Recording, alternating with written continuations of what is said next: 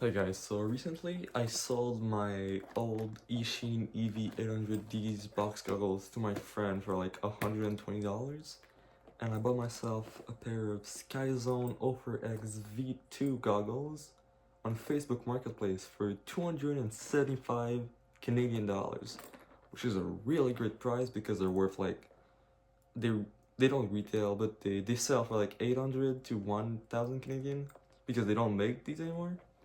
But are these still worth it in 2026? And my answer to that would be absolutely, because these goggles are amazing. So they do come in this nice, almost hard shell case, and in the case you get the goggles with these little red connector caps, and it comes with a wide faceplate, and I put on the kind of sort of fake leather, and it's really comfortable, and the strap is really comfortable too. They fit really well on my head. I have no light leak on top, and they're really nice. We do have the eye adjustment, so it's from -6 to +6, and I forgot how how far they can go. But so we got HDMI to put to your PC, SD card. We got the DC power supply. We got head tracker. Oh, this is headphone jack. This is DC, and USB for firmware updates. Now, these goggles do come with two linear antennas, but they're really bad. So if you can, I recommend buying a new set of antennas. So I got myself this triple feed patch antenna, which is really great, and this circular polarized antenna. But how this works is, around the antenna there's really great signal, but on top it's bad. But I didn't know this when I bought it.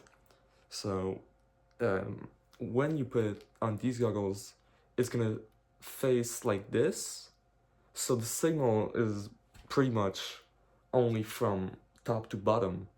So that was on me, but I might buy another antenna with a 90-degree connector angle, because I'm not getting the best out of this. But yeah, it was like $10 on AliExpress. It took like a week, so not bad. Then it comes with this barrel connector to XT60. So these goggles can actually handle 2 to 6S voltage, not like the Fat Shark goggles, which only go to 2 or 3S, I think.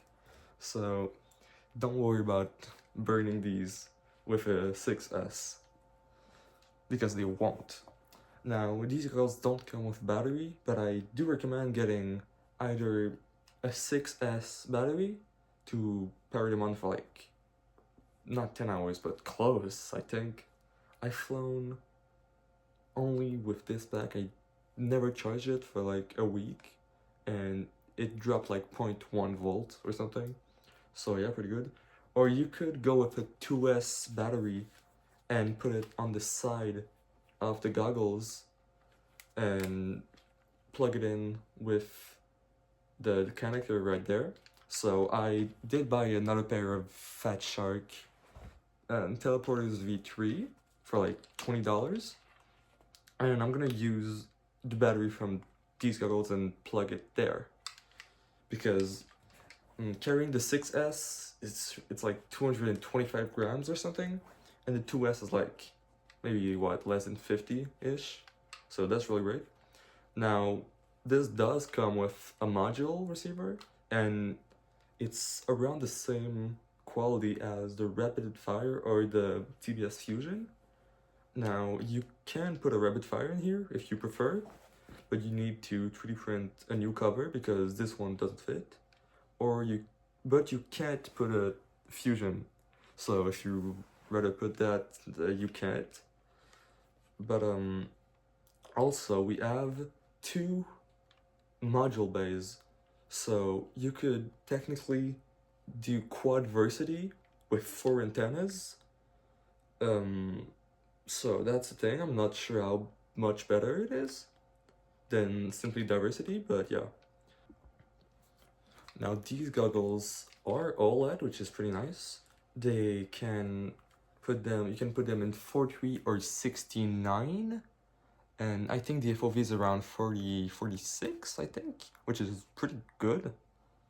And for the latency, if you're worried about the latency because you watched the Niels Vo vid talking about the latency on the Skyzone 04X Pro, and it was the OLED Pro? The Sky 040, yeah, Pro. Now, these goggles are like 28 to 40 millisecond latency, which is really bad for an analog goggle. But these goggles are like 10 milliseconds. So it's 2 milliseconds of the best possible performance ever, because an analog goggle can only go to 8 milliseconds.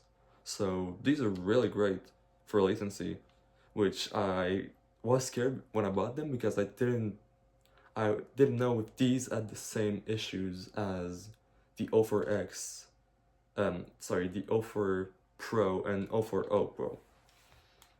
So don't worry about that, it's completely fine, and it's not unflyable, even though I don't think you will see the latency that much on the latency ones. Even though some people might hate that, but some people won't notice, so.